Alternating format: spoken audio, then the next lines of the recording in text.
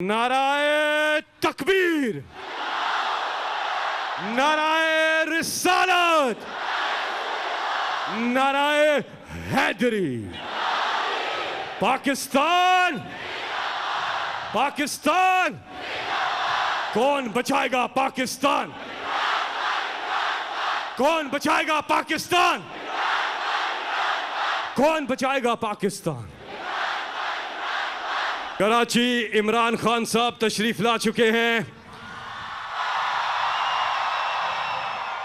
और आज याद आ रही है 25 दिसंबर 2011 की।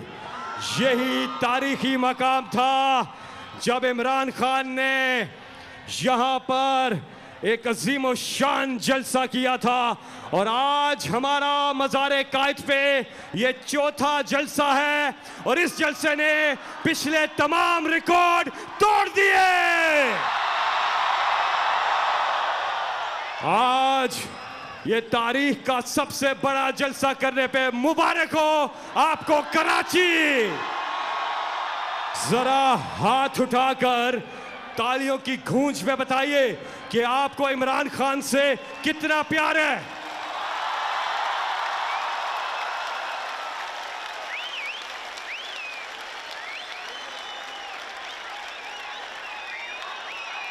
इब्तिदा करेंगे रब्बे जलील के बाबरकत नाम से। तेरे नाम से जब मैं आगाज कर लेता हूँ, कैसी भी हो परवाज कर लेता हूँ। अल्लाह ताला का फरमान कुरान पाक में अमर बिल मारूफ व नही अनिल मुनकर, तिलावत कुरान हकीम।